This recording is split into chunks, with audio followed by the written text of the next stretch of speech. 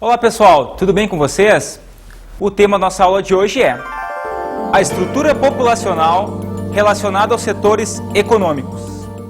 Os setores econômicos são os grandes responsáveis pela distribuição da população em relação ao trabalho e também em relação ao emprego na atualidade. Mas essa divisão vai acabar representando as questões históricas, os fatores que de alguma forma condicionaram a distribuição populacional em relação ao trabalho. Então, dessa maneira, o nosso primeiro ponto da aula de hoje é a estrutura da população mundial.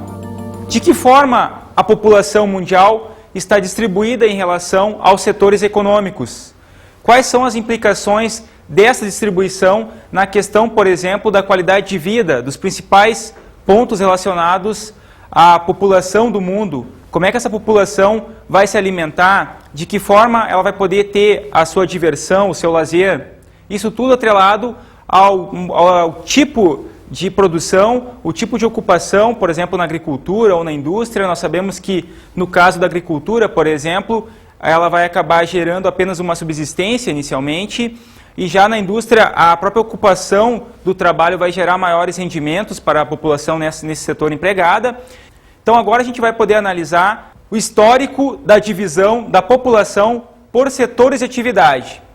Na história da humanidade, os setores econômicos, os setores associados à própria questão do trabalho, ocorreram em períodos distintos da história. Inicialmente, a primeira atividade, digamos, termos de ocupação da população, foi a agricultura, uma das atividades que integram, no caso, o setor primário da economia. A agricultura, há mais ou menos 3.000 anos, já ocupa o homem, ou seja, a partir da agricultura o homem consegue tirar seu sustento, consegue ter uma ocupação e consegue gerar o excedente. Esse período de expansão do setor primário e ocupação de boa parte da população mundial vai se estender mais ou menos até 1750, ou seja, na primeira Revolução Industrial, por volta de 1750, na Inglaterra, eu vou ter uma transferência da população do setor primário, no caso a agricultura, para o setor secundário, no caso a indústria. Obviamente que para que esse período fosse atingido em termos de desenvolvimento industrial da primeira revolução, a população que vivia até então no campo, vivia na questão do feudalismo, servia a senhores feudais, no caso, vai acabar migrando a partir de um processo de êxodo em direção às primeiras cidades inglesas que começam a se fortalecer em função principalmente da indústria têxtil. Então eu vou ter uma transição da população, essa população vai acabar chegando nessas cidades e trabalhando em condições muito precárias. Existem relatos históricos de que a população empregada já nesse setor secundário da economia, no caso a indústria, trabalhava até 18 horas por dia, não tinha direitos trabalhistas na época, vivia em condições de miserabilidade nessas grandes cidades já do período da primeira revolução na Inglaterra.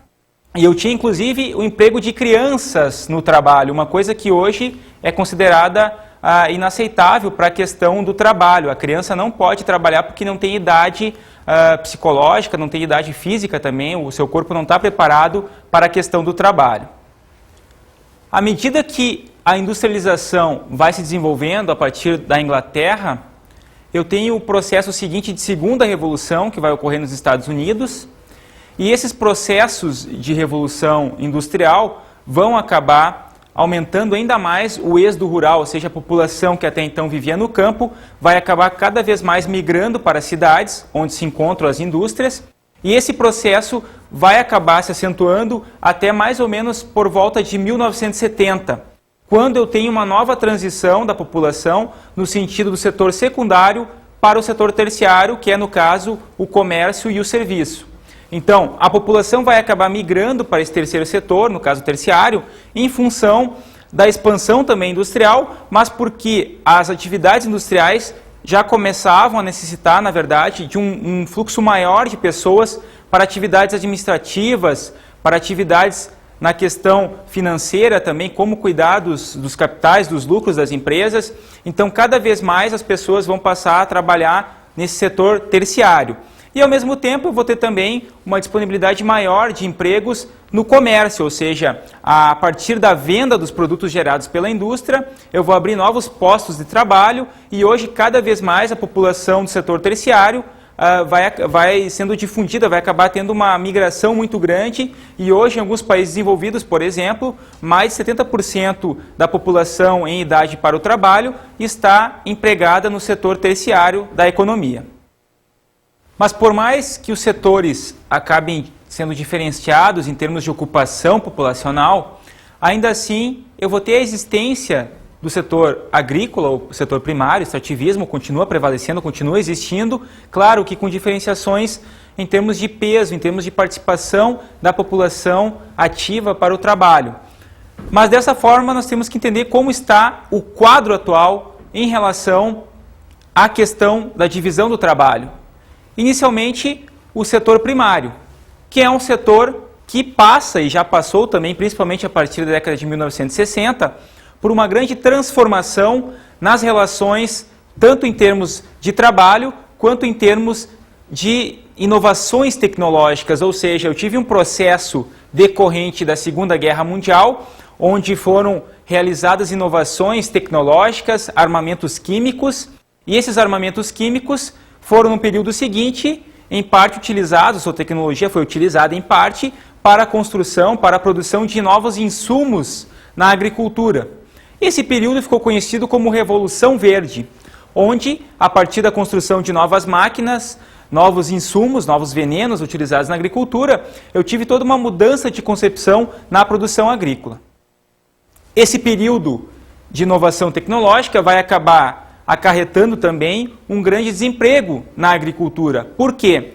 Porque com a utilização de máquinas colheitadeiras, tratores mais potentes e que fazem uma grande extensão de trabalho, ou seja, eu consigo colocar uma colheitadeira produzindo e colhendo, e antes disso eu tinha, por exemplo, o carro de boi, a partir de um arado mecânico, então é um serviço, digamos, mecânico, né, artesanal em alguns momentos, e depois eu passo a ter um período já de inovação tecnológica na agricultura, e obviamente que se eu tenho uma máquina fazendo o serviço daqui a pouco de 10, 15 homens, esses homens vão acabar sendo dispensados, vão acabar perdendo o seu emprego, e esse processo ficou conhecido como êxodo rural. Então, essa inovação tecnológica vai acabar sendo a responsável também por uma redução no número de empregos relacionados ao setor primário, principalmente na questão da agricultura mundial. O setor secundário vai acabar trazendo também uma grande quantidade de inovações tecnológicas e essas inovações vão acabar diferenciando os tipos de indústria.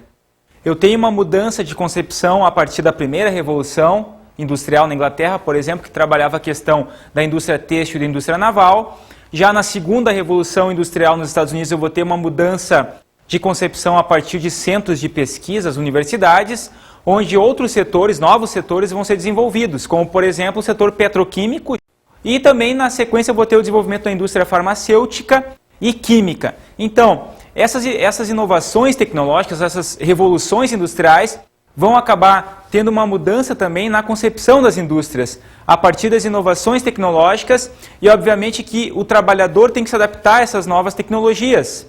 E cada vez mais eu vou ter processos associados em termos de inovações do trabalho.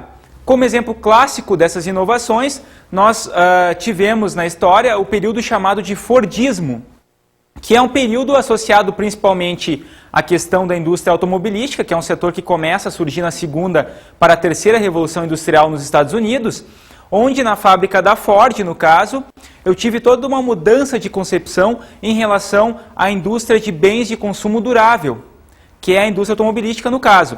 E aí eu tinha nessa fábrica, na verdade, um processo inovador, quando aquela produção em série vai ser substituída em termos de funcionalidade, ou seja, o trabalhador vai se especializar numa única função na fábrica da Ford. Aquele trabalhador, por exemplo, que é responsável por colocar os pneus nos veículos, vai fazer só aquela função, nada mais do que isso. Outro funcionário vai ser responsável pela questão de colocar os vidros nos automóveis, enfim, cada funcionário tem uma determinada função na linha de montagem. Esse sistema ficou conhecido como Fordismo, porque na verdade quase todas as outras fábricas de diversos setores industriais acabaram adaptando esse processo às suas linhas de montagem.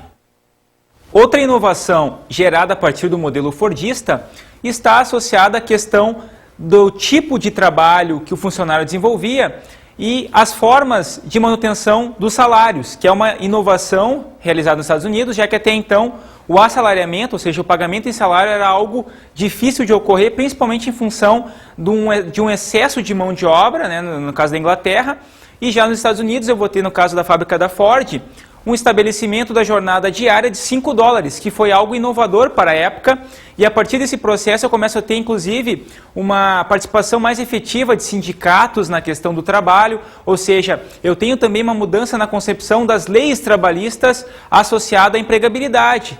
Então, a partir desse processo, eu tenho toda uma mudança de concepção em relação ao setor secundário. E esse setor vai ser o grande responsável pelos empregos, principalmente em relação às indústrias de bens de consumo, que são as indústrias que acabaram gerando o maior número de postos de trabalho em função da grande demanda pelos seus produtos. Um exemplo é a indústria alimentícia, que vai acabar gerando muitos postos em função de um crescimento urbano. Quando ocorre esse crescimento, obviamente que as pessoas não têm mais como produzir seus alimentos e, obviamente, vão ter que pagar por eles. E aí surgem essas indústrias alimentícias que vão acabar tendo grande lucratividade nesse setor secundário. Mas o setor secundário vai ter também outras inovações tecnológicas, principalmente também a partir da Segunda Guerra Mundial, a exemplo da agricultura. Então, essas inovações vão ocorrer em alguns países, principalmente os chamados países desenvolvidos. Uma das grandes tecnologias inovadoras no processo industrial, no caso associado principalmente à indústria automobilística, é o processo chamado de robotização da produção. Esses robôs que foram construídos principalmente a partir do Japão, né? O Japão hoje, para você ter uma ideia, de 700 mil robôs que existem no mundo, 50% ou mais ou menos 350 mil estão localizados no Japão. Esses robôs chegam em alguns casos a responder pelo trabalho de 250 trabalhadores. Isso é inovador, porque é aquela velha história, né? O robô, na verdade, não precisa de férias, não precisa de remuneração. Então, é uma inovação tecnológica de alto custo, ou seja, o preço de um robô é algo anormal para os padrões da produção, mas eles têm uma alta tecnologia envolvida e, obviamente, que a produtividade e a qualidade também dos serviços da indústria automobilística aumentaram em decorrência dessas inovações, já dentro do período chamado de toyotismo, que é quando eu tenho uma nova concepção na produção industrial, principalmente em função de uma economia flexível. E hoje, cada vez mais, essa indústria de bens de consumo durável e também não durável vai acabar produzindo seus produtos em função da demanda. Ou seja, a partir de uma escolha de um produto, eu vou fabricá-lo. Porque até então, o que prevalecia, no caso, na economia mundial? Era a produção em série que não respeitava, na verdade, as demandas. E, obviamente, como decorrência desse processo, eu tinha muitos estoques que ficavam ociosos, que não tinham um preço de venda em função de uma baixa demanda. E aí eu vou ter uma nova concepção de trabalho a partir do toyotismo, que foi realizado inicialmente na fábrica da Toyota, no Japão, daí o nome toyotismo, quando os estoques reguladores das empresas são reduzidos. E hoje, cada vez mais, os pedidos são feitos a partir da internet, por exemplo, em relação ao automóvel, ou na própria loja, no caso de móveis e eletrodomésticos, onde, a partir de um pedido, os produtos serão, digamos, produzidos. Mas e o setor terciário? Como anda nessas novas tecnologias empregadas? De que forma a população está inserida nesse setor? Inicialmente, para entender como a população migrou do setor secundário para o terciário, é importante notar que a questão da indústria é fundamental para explicar essa mudança em termos de ocupação do setor terciário, que hoje responde, principalmente nos países desenvolvidos, pela maior parte dos empregos gerados na economia. Então, de que forma esse setor evoluiu? Principalmente em função da demanda industrial, ou seja, quando eu tenho a fabricação de determinados produtos, como por exemplo automóveis, eu tenho que ter toda uma cadeia de distribuição associada ao setor terciário. Por exemplo, quando eu tenho um determinado problema no meu veículo, eu preciso levá-lo aonde? A uma oficina mecânica. Obviamente que essa oficina faz parte do setor de comércio e de serviços, onde eu vou comprar as peças, eu vou ter um mecânico que vai realizar a manutenção do meu veículo, eu vou ter, obviamente, concessionárias que vão vender os veículos, eu vou ter toda uma cadeia produtiva associada à indústria. Então, é dessa forma que o setor terciário vai ter uma grande expansão, principalmente a partir de 1970. E hoje ele responde por grande parte dos empregos no mundo. Isso também em função de algumas políticas neoliberais que vão acabar privatizando empresas estatais e, obviamente, que boa parte dos trabalhadores que vão ser desempregados vão acabar migrando para o comércio e para os serviços. Outro fator importante da questão do setor terciário foi, na verdade, um aumento das atividades administrativas e financeiras.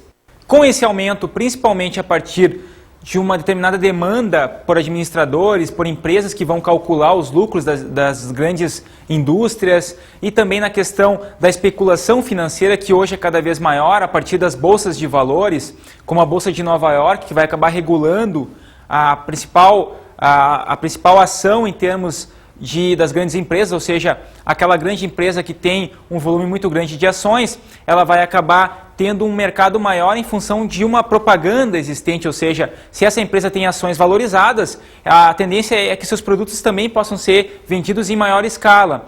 Então, obviamente que a questão financeira é cada vez mais fundamental no setor terciário e acaba sendo também responsável por um grande índice de empregos, um grande índice de empregabilidade na questão do terceiro setor, no caso, o setor terciário da economia, tanto mundial quanto brasileira. Para ilustrar essa grande expansão dos empregos no setor terciário, nós vamos ver agora um depoimento de um funcionário do Cine. Roda aí. Nessa nossa rede, nós temos feito uma captação de vagas em todos os setores da economia. Porém, temos percebido que na área de serviços é onde nós temos conseguido captar mais vagas no mercado de trabalho. Diferentemente do que se pensa, não é na indústria ou na grande indústria que a gente está conseguindo as grandes vagas, a maioria das vagas.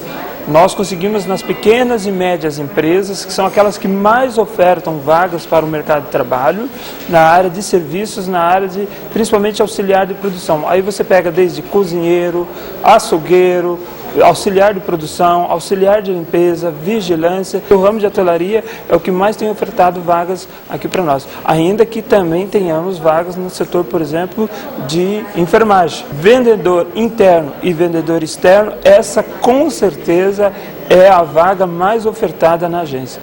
Bem, vocês viram pelo depoimento que os empregos relacionados ao setor terciário acabaram de alguma forma prevalecendo e prevalecem ainda na questão do Sistema Nacional de Emprego, no caso o Cine, que vai ser o grande responsável pela demanda de emprego, ou seja, ali no Cine eu vou ter os postos de trabalhos de alguma forma sendo representados, sendo de alguma forma disponibilizados para a população e o funcionário vai acabar dizendo o quê? Que os empregos relacionados ao comércio, às vendas, são, na verdade, os principais postos hoje, são as principais demandas em relação ao emprego e, obviamente, que se a população que procura uma certa empregabilidade vai acabar sendo direcionada para o setor terciário, justamente porque a maior demanda hoje por postos está nesse setor.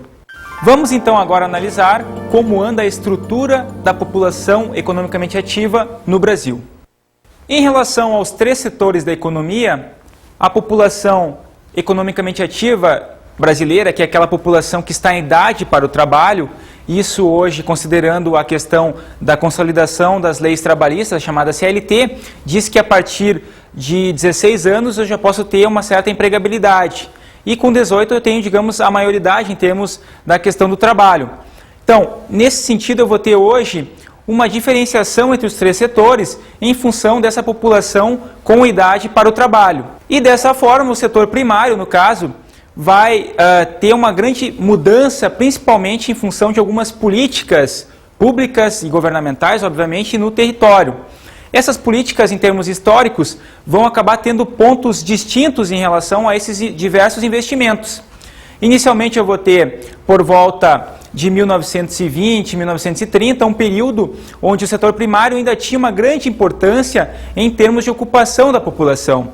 A agricultura, principalmente a partir do café, a agricultura relacionada também à cana-de-açúcar, era uma grande responsável em termos de empregabilidade. Boa parte da população ainda vivia no campo no Brasil, tanto é que até 1940 a população, em termos de ocupação entre o período rural, entre o meio rural e o meio urbano, o predomínio, na verdade, era de que 60% mais ou menos da população vivia no campo no Brasil e 40% em cidades. Esse processo vai acabar tendo uma mudança em função das políticas em relação ao território, mas ainda hoje a agricultura, ou o setor primário, vai acabar tendo uma participação efetiva na balança comercial, por exemplo, sobretudo com a questão da soja.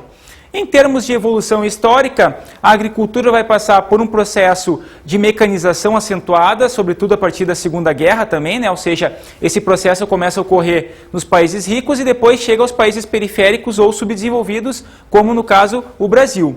E esse processo vai acabar tendo uma consequência muito grave em relação também à questão urbana, quando, a partir de uma mecanização, na chamada Revolução Verde, a população vai migrar a partir do êxodo rural, principalmente para os grandes centros urbanos brasileiros.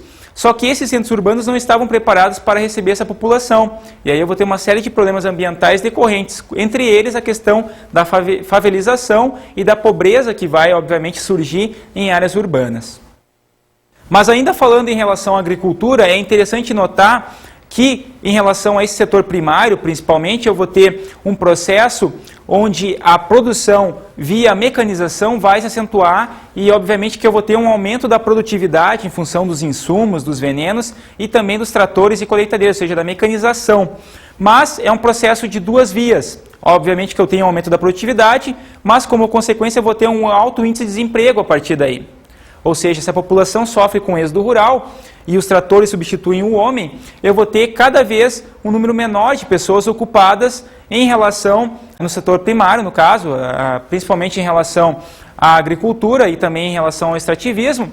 E essa população que vai acabar ficando no campo vai se contentar de duas maneiras. Uma maneira é trabalhando como agregado na fazenda, a fazenda monocultura, no caso da soja, que é um grande exemplo hoje, e no outro sentido, ela vai ter a possibilidade de se ocupar a partir da policultura, visando sobretudo a questão da subsistência, ou seja, a produção de alimentos para o sustento da família do agricultor. Já o setor secundário no Brasil passou por processos distintos de investimentos a partir de uma industrialização considerada tardia em relação aos países ricos, né, no caso. O que nós vamos ter é, no caso da década de 1930, com o governo Vargas, o processo inicial de industrialização a partir de um processo de substituição de importações, quando o país passa, a partir da indústria de base, a se desenvolver em termos industriais. Depois da indústria de base, eu tive os governos como Juscelino Kubitschek, e no caso também os governos militares, um desenvolvimento muito maior da indústria intermediária, que é aquela indústria que vai produzir as máquinas que vão ser utilizadas na indústria de bens de consumo, e no processo seguinte, principalmente a partir da década de 60, de 1960, um desenvolvimento mais acentuado da indústria de bens de consumo, da indústria de bens duráveis e não duráveis, no caso televisores, automóveis, computadores, enfim, um desenvolvimento que foi cada vez mais atualizado, e hoje grande parte das indústrias, entre os três setores, no caso, são indústrias do setor de bens de consumo, tanto duráveis quanto não duráveis. Por que isso? Porque a população, à medida que vai tendo uma maior renda, vai podendo consumir mais esses produtos, e hoje cada vez mais é também grande a presença de indústrias estrangeiras, as chamadas multinacionais, no Brasil. Uma grande diferença em relação à empregabilidade na indústria, no chamado setor secundário da economia, ocorreu principalmente na comparação entre a industrialização inicialmente, no caso, né, o período ali da década de 30, quando a população que estava empregada nas indústrias de base, principalmente, não necessitava de ter uma qualificação para conseguir um emprego. Já no período seguinte, principalmente a partir da década de 60 e também 70, eu vou ter uma população que cada vez mais tem que ser qualificada para o trabalho industrial. Daí surgem projetos de qualificação para o trabalho, cursos técnicos, por exemplo, com incentivos dos governos militares, principalmente, que vão acabar, digamos, movimentando a indústria a partir da qualificação do trabalhador, uma qualificação cada vez mais constante, principalmente na região sudeste do Brasil, e essa qualificação vai permitir também maiores salários para os operários, para os empregados do setor secundário, setor industrial, sobretudo na questão da região sudeste do Brasil. Ainda em relação à questão do emprego no setor secundário, é interessante ressaltar que existe uma diferenciação hoje em relação à indústria de bens de consumo durável e não durável na questão dos postos de trabalho que foram, na verdade, e são ainda disponibilizados, principalmente no que diz respeito à questão tecnológica, ou seja, como a maior tecnologia empregada está no setor de bens de consumo durável, no caso, como automóveis, eu vou ter, obviamente, nesses setores, um número menor de empregados em função de uma robotização, uma mecanização acentuada da produção. Já em relação ao setor de bens de consumo não duráveis, como por exemplo uma indústria de alimentos, eu vou ter um número muito maior de empregados em função de uma automação que não é tão grande quando comparada ao setor mais tecnológico, no caso indústria de automóveis, por exemplo. Então, existe uma diferenciação em número de postos de trabalho e isso vai se refletir também nos salários, ou seja, aquele funcionário que trabalha em uma indústria que tem alta tecnologia envolvida vai acabar tendo uma maior remuneração, no caso, um maior salário, no caso, se comparado com um funcionário de uma indústria de alimentos, por exemplo. E o setor terciário, na verdade, hoje vai apresentar uma grande atuação em termos de empregabilidade. Mas esse processo, na verdade, é um processo histórico, ou seja, a partir de uma demanda industrial, o setor de comércio e serviços também teve uma expansão. E hoje, para você ter uma ideia, no Brasil, ele já responde por mais de 50% da população economicamente ativa, ou seja, eu tenho um processo já de inchaço do setor terciário, sendo que as atividades administrativas e financeiras respondem pela maior parte dos empregos. O comércio, por exemplo, é necessário cada vez mais para vender os produtos originados a partir das indústrias. Esse processo de inchaço vai trazer também consequências graves na questão do trabalho, como, por exemplo, no que diz respeito à questão da informalidade, aquela população que não tem mais o seu emprego com carteira assinada e vai acabar migrando para o setor informal, trabalhando como camelôs, enfim. E esse é um processo cada vez mais acentuado, principalmente nas grandes cidades brasileiras. Na verdade, esse é um processo decorrente do inchaço do setor terciário, daí o nome terciarização da economia. Boa parte da população economicamente ativa brasileira está empregada nesse setor e daí a questão do inchaço, da questão dos processos decorrentes desse fenômeno relacionado ao setor terciário da economia. Vamos ver então como anda a situação atual da questão do emprego no Brasil. Inicialmente, precisamos entender que a partir dos modelos públicos e políticas públicas, principalmente a partir de um chamado modelo neoliberal, vai ocorrer, na verdade, um processo acentuado de flexibilização das leis trabalhistas. E, a partir disso, eu vou ter cada vez mais processos de desemprego acentuado, mas também processos de requalificação para o trabalho, ou seja, cursos técnicos, cursos relacionados às universidades, cursos de qualificação do trabalhador a partir do Cine, que vai acabar patrocinando isso.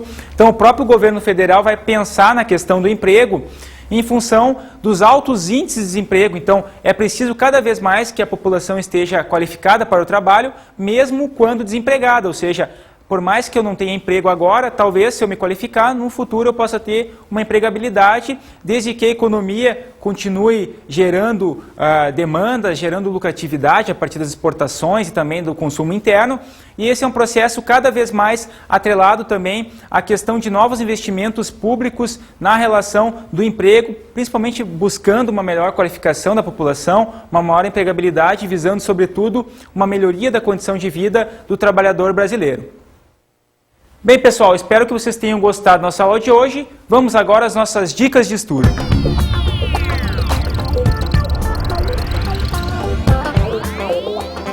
Bem, pessoal, minha dica de estudo para vocês hoje é que vocês busquem fazer uma saída de campo, digamos assim, nas grandes cidades ou em todos os tipos de cidades, pode ser cidade pequena, média, grande, enfim, buscando verificar em que tipo de ocupação a população do setor terciário está empregada, se existe ou não na sua cidade um índice de informalidade já grande, né, como é que a população acaba gerando o seu rendimento, né, e o que a gente consegue observar hoje é que nas grandes cidades a informalidade aumenta, principalmente quando a economia formal não consegue mais gerar postos de trabalho. Então é um processo cada vez mais acentuado e a tendência é que se o governo não consegue mais gerar postos, as indústrias também não geram mais postos a partir de políticas de emprego, a tendência é que aumente o sentido da informalidade, principalmente nos grandes centros.